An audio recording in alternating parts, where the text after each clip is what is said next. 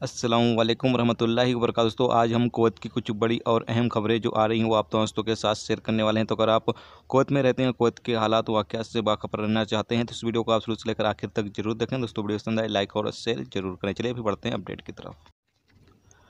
Kuwait स्वास्थ्य मंत्रालय ने कमर्शियल वर्कर के टीकाकरण में तेजी लाने की घोषणा की है, क्योंकि देश में ये कामगार नागरिकों और प्रवासियों से काफ़ी हद तक जुड़े होते हैं और अगर इन्हीं को टीका न लगाया जाए तो देश में मरीजों की दर और अधिक फैलने लगेगी। मंत्रालय ने टीकाकरण करने के लिए पंजीकृत 65 वर्ष और उससे अधिक आयु के सभी नागरिकों और प्रवासियों का टीकाकरण लगभग पूरा कर लिया है।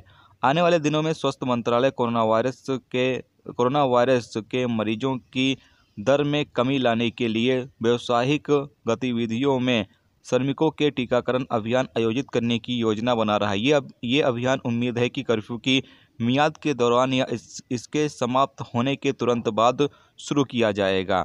मंत्रालय अगले 2 हफ्ते के दौरान महामारी पर अंकुश लगाने की योजना के तहत कई उपायों पर काम करने में जुट गई है। कर्फ्यू में संशोधन करने या इसे रद्द करने के लिए इन 5 मानदंडों का अपनाना अनिवार्य है, जिसमें बताया गया है कि कुवैत के अंदर कोरोना वायरस के जो केस हैं वो कम हो जाएं और जो आईसीयू में केस हैं उनकी तादाद कम हो जाए, यानी इस तरीके से 5 वजह यहाँ पर बताई गई हैं कि मेन वजह यही है कि कुवैत में अगर कोरोना वायरस के जो केस हज़ार से ऊपर निकल रहे हैं उसमें अगर कमी आ जाती है तो जो कर्फ्यू है वो जल्द भी ख़त्म किया जा सकता है।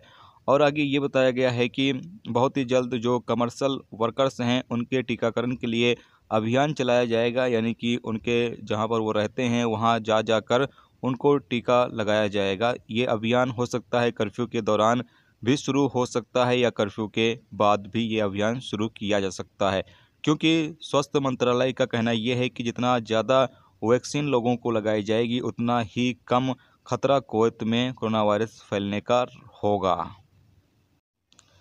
कुवैत में कुवैती नागरिक को गिरफ्तार किया गया है। दरअसल इस युवा ने सरकारी संपत्ति को नुकसान पहुंचाया है। यह हादसा तब हुआ जब सबा अल सलेम के निवासियों ने आंतरिक मंत्रालय के संचालन कक्ष को फ़ोन किया और शिकायत की कि एक मोटर ड्राइवर लापरवाह ड्राइविंग से लोगों को परेशान कर रहा है।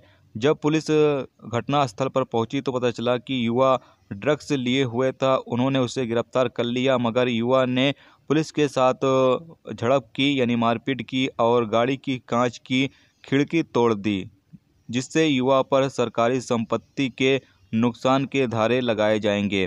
वहीं कुवैत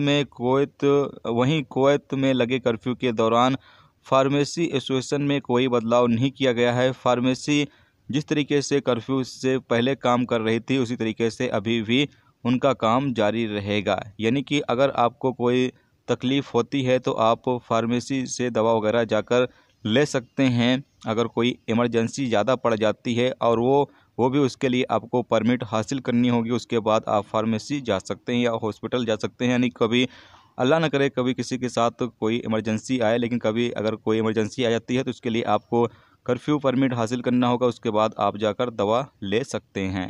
अल जरीदा ने बताया कि लगातार समाचारों के आलोचक में फिलीपीन लेबर डिपार्टमेंट ने इस महीने के मध्य में या इस महीने के अंत में देश में नए घरेलू कामगारों को लाने की अनुमति दी। विशेष रूप से दूतावास में पकड़े गई महिला वर्करों की समस्याओं को हल करने के बाद, जो कुछ दिन पहले कुवैत हवाई अड्डे से मनीला के लिए एक निजी फ्लाइट टेक ऑफ किया, लगभग जिसमें 280 घरेलू कामगारों को वापस भेजा गया था।